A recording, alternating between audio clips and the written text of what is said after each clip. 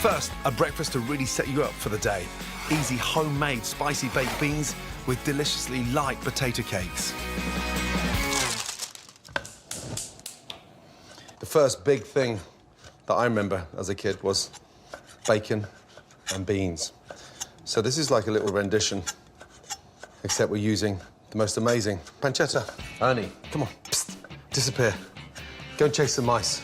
Now, pan on, get nice and hot. I'm gonna turn these beans into glamorous beans. Pancetta into the pan. Lightly season that. It's cured, so it doesn't need that much seasoning. Now, start frying off that pancetta. It's amazing how the individual tastes of baked beans, they're somewhat bland, so I always like to make them a little bit more spicy. So, a nice, finely chopped chilli with the seeds. Chilli in. Now, a bit of garlic. Crushed. Phenomenal.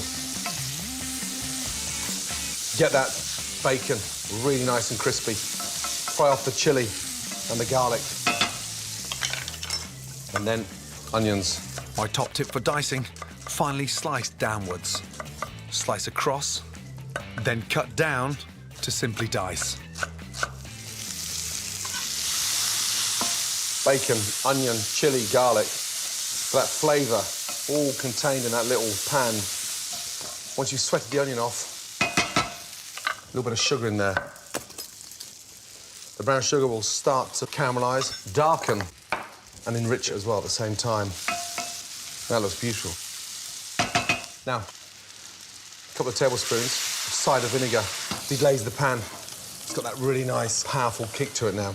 Spice that up with one of my favourite seasonings, Worcester sauce. Bring that to the boil. And add your passata pureed tomatoes. Turn that down. Simmer the sauce to reduce, then add in the classic baked bean, haricot beans. You can buy haricot beans dried or canned. They are packed with protein and have a lovely soft texture. Turn down the heat and let the beans absorb all that beautiful, spicy tomato sauce. And just let that simmer now. 5 or 6 minutes. Now for my potato cakes. They're a fantastic way to use leftover boiled potatoes and are so easy to make. I'm making a simple potato dough by adding flour and butter to the mash. That gives it that nice sort of cakey texture. And it goes from this leftover ball potato to this nice, light, floury potato heaven.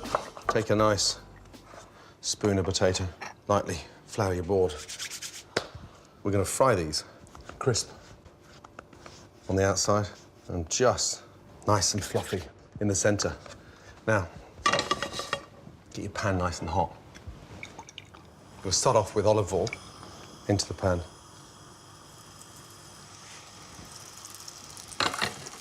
Now, put the butter around the outside because it starts heating up. By the time it goes into the centre, it's almost sort of nut brown.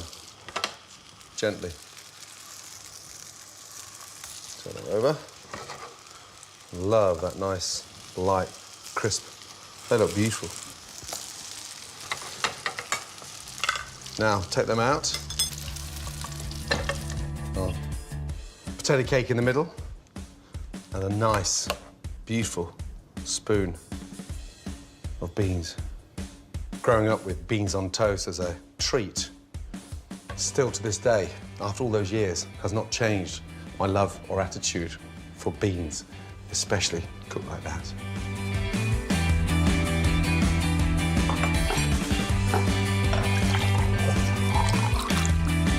My smoky, spicy, homemade baked beans with light and creamy potato cakes, comfort and satisfaction on a plate. When I was growing up, food in Britain was somewhat different to what it is now. No one had heard of organic. You couldn't even buy avocados in the shops where I lived. Paris kitchens might have been cooking nouvelle cuisine, but it certainly hadn't made any inroads round our way. My ultimate lunch when I was growing up was very plain, pretty trashy, but I still love it now and again. Fish fingers with a delicious chip butty. The secret of a good chip butty is in the potato. Now, these are Desiree potatoes. One of my first ever jobs was working in a chip shop. I used to put sacks and sacks of potatoes into the rumbler, which was then the potato peeler, all day long. Today, I'm gonna do something a bit healthier. For my oven chips with a twist, simply peel, slice, and blanch for 3 to 4 minutes. Drain, season, and cover well with paprika. Spread evenly over an oiled baking tray and place into a preheated oven for 20 minutes. Simple as that. Next up, easy fish fingers. This is pollock, a really nice, firm, delicious fish. Cut the fish in finger-size batons of fish. Put them onto your plate and just lightly salt them. You can do that literally 20 minutes, 30 minutes before you start cooking the fish. It firms the fish up beautifully and it allows it to become a little bit more durable, especially in the pan. Now for the coating. Start by thoroughly coating the fish in seasoned flour. And then just roll it to get rid of those little sharp corners, because then it stops those corners almost burning in the pan. In to your egg wash and really coat them. Wonderful. And then this is dill. Goes brilliantly well with the fish. And run the dill through my breadcrumbs. That makes it more aromatic. Lay them onto your breadcrumbs. Nothing wrong with the chip butty, nothing wrong with fish fingers. Just give it a lovely modern twist. Beautiful. Once the fish fingers are thoroughly coated, they're ready to pan fry. And they'll need around 3 minutes on each side. I want the fish fingers to be nice and crispy.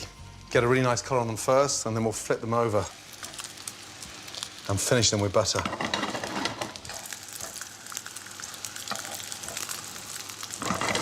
Bring the heat up into the pan. A nice little knob of butter. That'll work wonders with the breadcrumbs and the dill. Nice and carefully. Take them out. They look and smell incredible. Stay nice and crispy. Now to assemble my chip butty, starting with buttered, thick, crusty bread. Get your slice of bread. Mop up that amazing flavour. On. Slice in half. Never slice in an angle.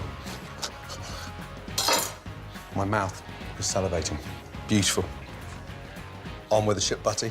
There's one thing missing, and it signifies that I've never forgotten the joy of comfort food.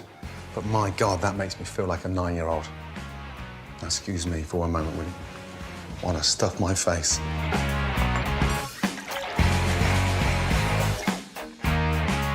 Homemade fish fingers and my ultimate chip butty. So simple to make, but trust me, it tastes amazing. A dish becomes a classic because it's delicious and somehow strikes a chord with us.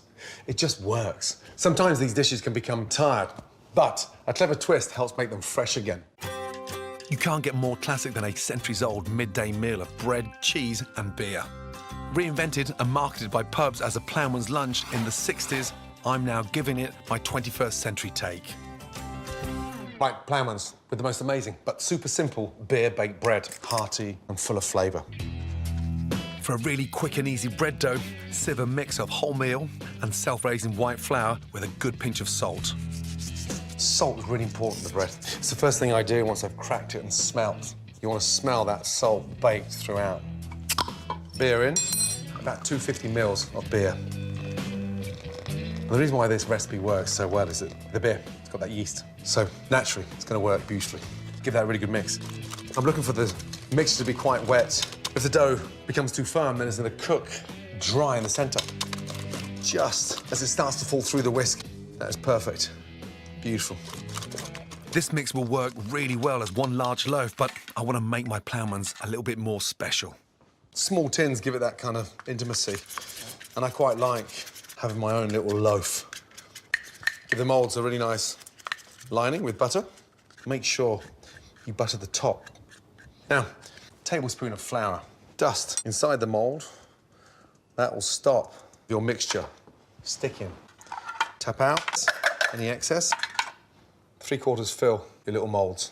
And we're going to allow it to sort of rise just so it comes above the mould and forms this really nice miniature loaf.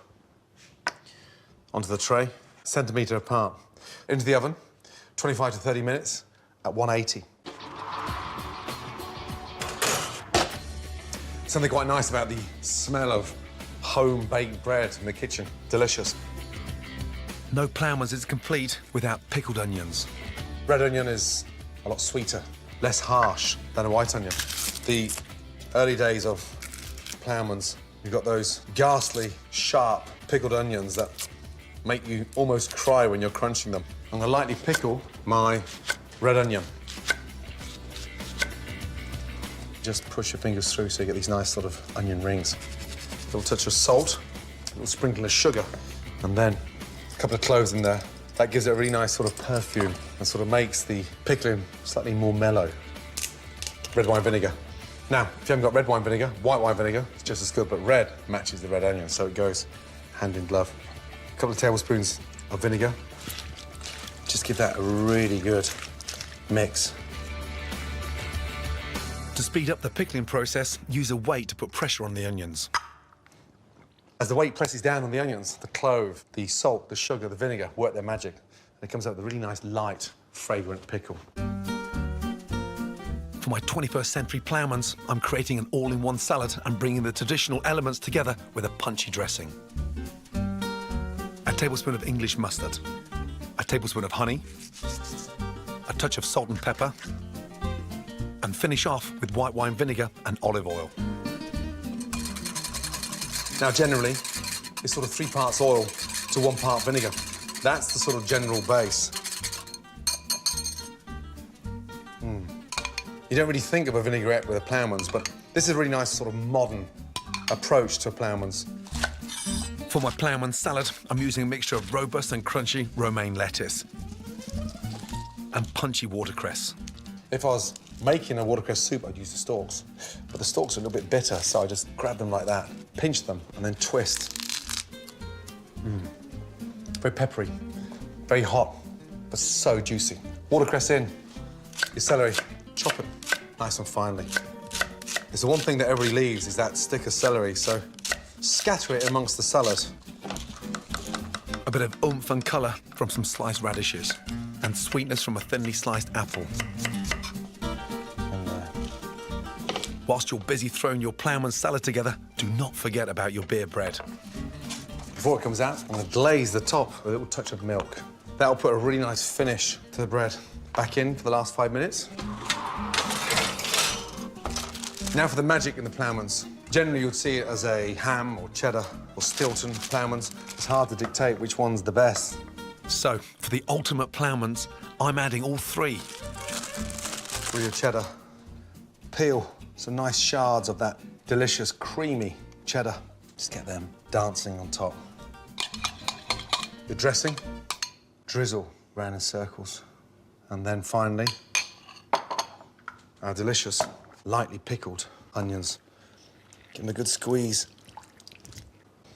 And look, just dot the onions around. Bread is ready. It's got that nice, yeasty smell. Warm, crusty, and delicious. And there you go. That is my classic, modern version of a traditional, stunning ploughman's. Wow. My delicious all-in-one ploughman's salad with individual beer bread loaves updated for the 21st century.